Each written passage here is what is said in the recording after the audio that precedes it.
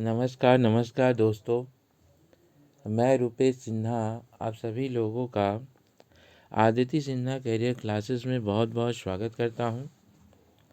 दोस्तों, JSSC CGL के class में आज हम लोग बात करेंगे कि ज्योग्राफी से किस तरीके के प्रश्न आते हैं।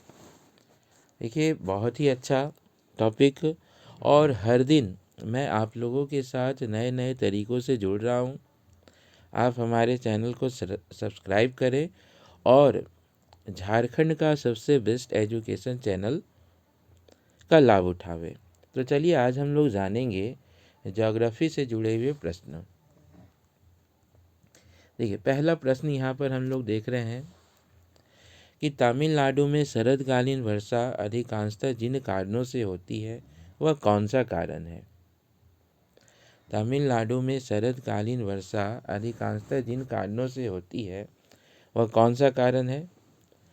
तो देखिए, उत्तर पूर्वी मानसून के कारण या फिर लौटता हुआ मानसून भी कहते हैं, इसको लौटता हुआ मानसून भी कहते हैं। इसके कारण से तमिलनाडु में बारिश होता है। कब? तो नवंबर से दिसंबर के महीनों में। कब होता है? तो नवंबर से दिसंबर के महीनों में। चलिए दूसरा प्रश्न को देखेंगे। महाराष्ट्र और कर्नाटक में पश्चिमी घाट कहलाते हैं। महाराष्ट्र और कर्नाटक का जो पश्चिमी घाट का क्षेत्र है उसको हम लोग क्या कहते हैं। तो देखिए, महाराष्ट्र और कर्नाटक में पश्चिमी घाट का क्षेत्र सह्याद्री पर्वत के नाम से जाना जाता है। सह्याद्री पर्वत के नाम से जाना जाता है ना। और यह आपका कर्नाटक, गोवा, महाराष्ट्र, गुजरात और केरल इन क्षेत्रों में फैला हुआ है और इसको हम लोग सह्याद्री पर्वत के नाम से जानते हैं। कौन सा पर्वत के नाम से? सह्याद्री पर्वत। ऐसे भी आप जान सकते हैं कि पश्चिमी घाट कौन सा पर्वत के नाम से जाना जाता है। तो सह्याद्री पर्वत के नाम से जाना जाता है। चलिए अगला प्रश्न को देखेंगे। भारत में जनसंख्या वृद्धि के इतिहास में कौन सा वर्ष महाविभाजन का वर्ष कहलाता है। भारत में जनसंख्या वृद्धि के इतिहास में कौन सा वर्ष महाविभाजन का वर्ष कहलाता है। तो देखिए, 1921। इस समय अकाल बहुत ज़्यादा पड़ता था और यहाँ जनसंख्या मतलब पूरे जनगणना में पहली बार 1921 में ही हुआ है जहाँ पे भारत की जनसंख्या घटी है। नहीं तो ये बराबर जनसंख्या बढ़ा ही है हर जनगणना में, लेकिन 1921 में यह जनसंख्या यहाँ पर घटी है, इसीलिए इसको हम लोग महाविभाजन का वर्ष कहते हैं।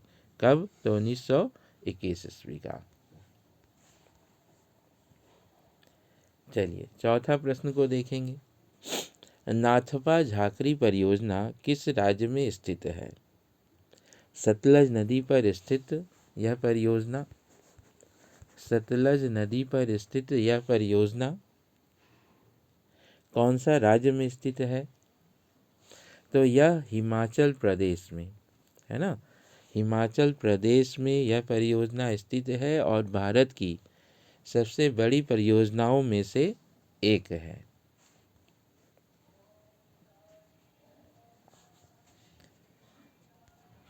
अगला प्रश्न को देखेंगे। इंदिरा पॉइंट किसकी दक्षिणी नोक है।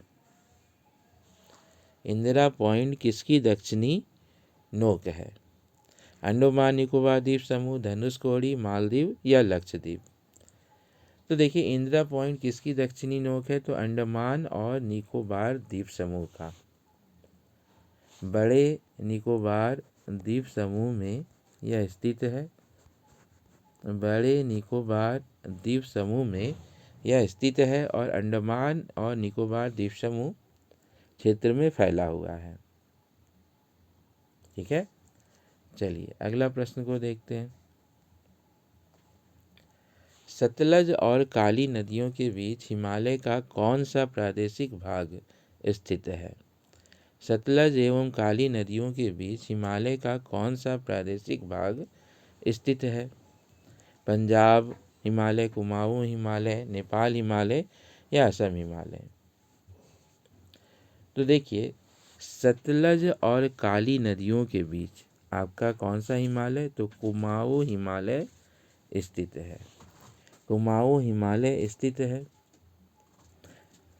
यह इसके उत्तर में अगर देखें तो उत्तर में आपका तिब्बत, उत्तर में तिब्बत, पूर्व में नेपाल, पूर्व में नेपाल और दक्षिण में उत्तर प्रदेश, दक्षिण में उत्तर प्रदेश स्थित है। ऐसे ये कौन सा राज्य का क्षेत्र है? तो उत्तराखंड, उत्तराखंड राज्य का यह क्षेत्र है ना। तो सतलज और काली नदियों के बीच हिमालय का कौन सा प्रादेशिक भाग? तो कुमाऊं हिमालय। देखिए, अगला प्रश्न है कि नगरीकरण से संबंधित निम्नलिखित में से कौन सा कथन असत्य है? तो देखिए, भारत में नगरीकरण सभी क्षेत्रों में समान रूप से हुआ है। भारत में नगरीय जनसंख्या का सांद्रण अपेक्षाकृत बड़े नगरों में हुआ है। कुछ अपवादों को छोड़कर भारत में नगरीकरण विकास सदा बढ़ती है और भारत के नगरीय समस्या में रोजगार, आवास, प्रदूषण, ऊर्जा आदि मुख्य समस्याएं हैं। तो इसमें देखिए कौन सा कथन असत्य है? तो ये वाला कि भारत में नगरीकरण सभी क्षेत्रों में समान रूप से नहीं हुआ है ना। लेकिन हाँ, जनसंख्या का सांद्रण अपेक्षाकृत बहुत ज़्यादा हुआ है, नगरों में ज़्यादा हुआ है। कुछ अपवादों को छोड़ दें तो भारत में नगरीकरण विकास दर हमेशा बढ़ती आई है। चलिए अगला प्रश्न देखेंगे। सिंधु नदी की एक सहायक नदी जो हिमाचल प्रदेश में होकर बहती है। सिंधु नदी की एक सहायक नदी जो हिमाचल प्रदेश में होकर बहती है, तो वह कौन सी नदी है? तो सतलज नदी। यह सिंधु नदी की सहायक नदी है, जिस पे देखिए भाखड़ा नांगल बांध सबसे ऊंचा बांध बना हुआ है ना। भाखड़ा नांगल बांध बना हुआ है। यह चीन, भारत और पाकिस्तान 3 देशों में बहने वाली यह नदी है। तो हिमाचल प्रदेश से होकर बहने वाली, तो यहाँ पर आंसर क्या होगा? तो सतलज नदी।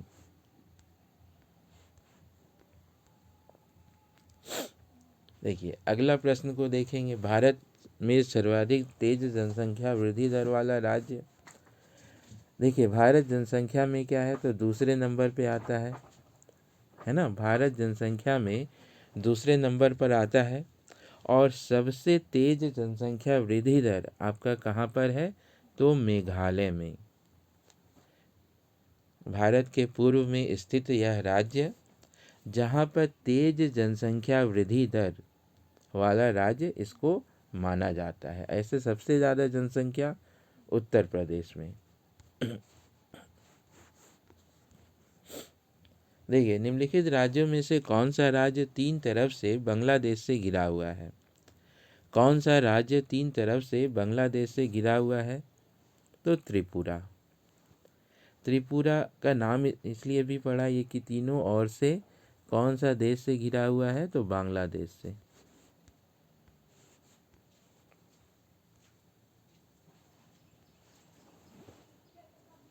देखिए, नीलगिरी के पहाड़ी क्षेत्रों में किसकी खेती की जाती है? नीलगिरी की पहाड़ी क्षेत्रों में किसकी खेती की जाती है? तमिलनाडु, कर्नाटक का यह क्षेत्र, और जहाँ पर देखिए सबसे ज़्यादा कॉफ़ी की खेती की जाती है। नीलगिरी पहाड़ी क्षेत्रों में किसकी खेती की जाती है? तो कॉफ़ी की क्षेत्रों की खेती की जाती है। ठीक है, कॉफ़ी की खेती की जाती है।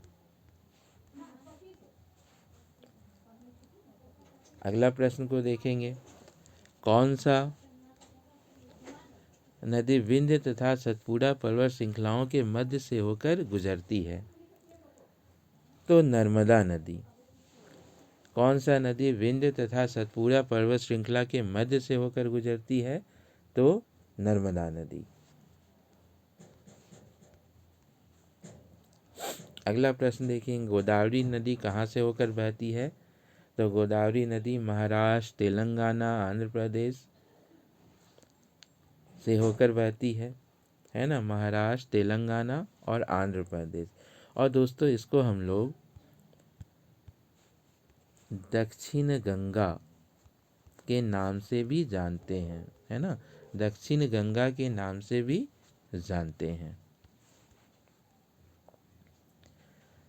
कौन सा ऊर्जा का परंपरागत स्रोत नहीं है ना, कौन सा ऊर्जा का परंपरागत स्रोत नहीं है, मतलब जिसको बनाया जाता है? तो भूतापीय। देखिए प्राकृतिक गैस खुद से बनता है, कोयला, खनिज तेल, ये सब परंपरागत स्रोत है, लेकिन भूतापीय ऊर्जा ये हम लोगों के द्वारा बनाया जाता है, इसीलिए इसे परंपरागत स्रोत में नहीं माना जाता है। ठीक है, तो इसका आंसर भूतापीय ऊर्जा। भारत का सर्वाधिक पटसन उत्पादक राज्य कौन सा है? सबसे ज़्यादा पटसन कहाँ होता है? बहुत ही इम्पोर्टेंट प्रश्न है ना, बहुत ही इम्पोर्टेंट प्रश्न, ये हमेशा आप लोगों को एग्ज़ाम में मिलेगा। तो भारत का सर्वाधिक पटसन उत्पादक राज्य आपका पश्चिम बंगाल में राष्ट्रीय वनस्पति उद्यान शिवपुर में है। सर्वाधिक पटसन उत्पादक राज्य आपका कौन सा है? तो पश्चिम बंगाल में राष्ट्रीय वनस्पति उद्यान शिवपुर।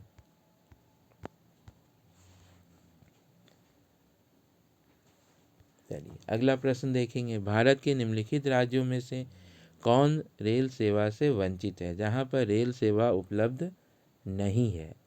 ठीक है, तो मेघालय। मेघालय में रेल सेवा वहाँ के प्राकृतिक बनावट के कारण उपलब्ध नहीं है, लेकिन हाँ अब यहाँ पर भी बनने के लिए मतलब प्रोसेस स्टार्ट हो चुका है। दोस्तों हमारे चैनल को ज़रूर सब्सक्राइब करें, आदित्य सिन्हा करियर क्लास। अगला है, निम्नलिखित में से किसको प्रशांत महासागर की सड़क की पार सड़क कहा जाता है? तो हवाई द्वीप को।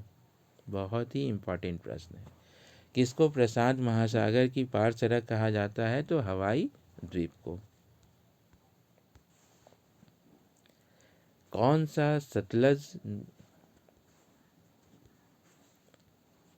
देखिए अगला प्रश्न, कौन सा दर्रा सतलज घाटी में पड़ता है?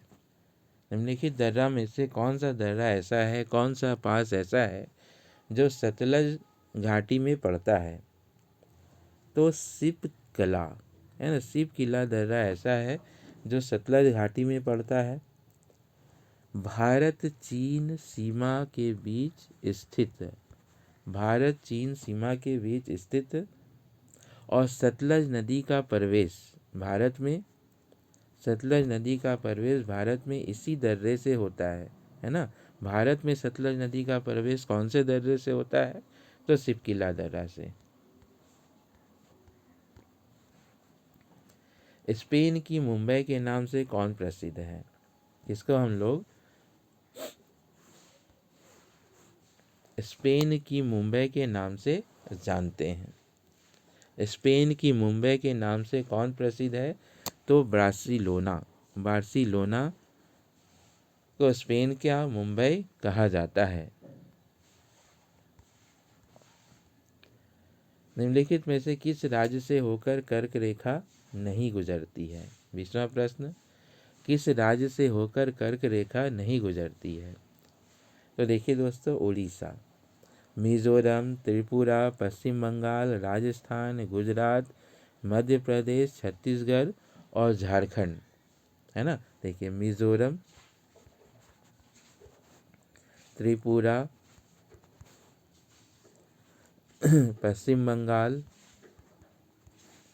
राजस्थान, गुजरात, मध्य प्रदेश, छत्तीसगढ़ और झारखंड, इन सब राज्यों से कर्क रेखा गुजरता है, लेकिन कौन सा राज्य से नहीं गुजरता है? तो उड़ीसा राज्य से कर्क रेखा नहीं गुजरता है।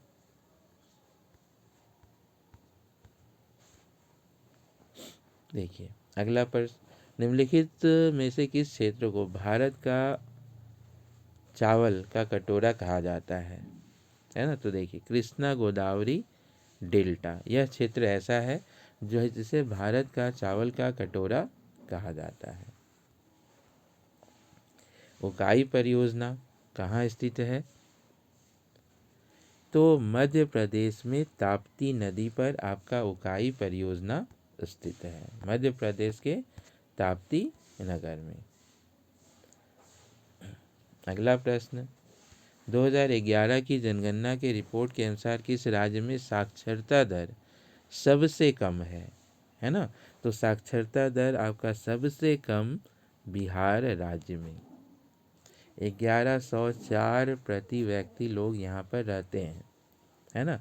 लिंग तो सबसे कम आपका कहाँ है? बिहार में।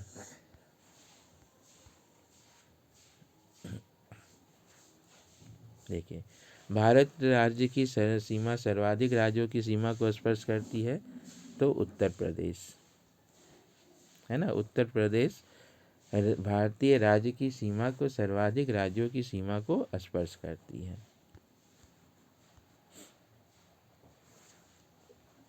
कौन सा नदी हिमालय से परे है, मतलब हिमालय से नहीं निकलती है? तो मैंने अभी बात किया सतलज नदी, सतलज नदी चीन से आता है ना? तो ये हिमालय से नहीं निकलती है। लोनार जिला कौन से राज्य में स्थित है?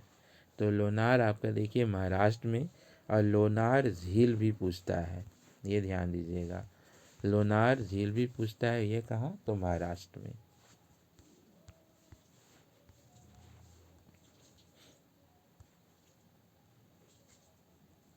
तो दोस्तों कैसा लगा आप लोगों को यह क्लास? और भी इम्पॉर्टेंट प्रश्न आप लोगों को मिलेगा, जो आपका झारखंड एसएससी, जनरल एसएससी, ये सब प्रश्नों मतलब ये सब एग्ज़ाम के लिए बहुत ही इम्पॉर्टेंट प्रश्न मैं आप लोगों के समक्ष हर दिन लेकर उपस्थित होऊंगा। तो हमारे चैनल को ज़रूर सब्सक्राइब करें और इस अवसर का लाभ उठावें, है ना? कौन सा चैनल? तो आदित्य सिन्हा कैरियर क्लासेस। चलिए तो आज के लिए बस इतना ही, मिलते हैं हम लोग अगले क्लास में एक नए वीडियो के साथ, एक नए टॉपिक के साथ। तब तक के लिए आप सभी लोगों का बहुत बहुत धन्यवाद।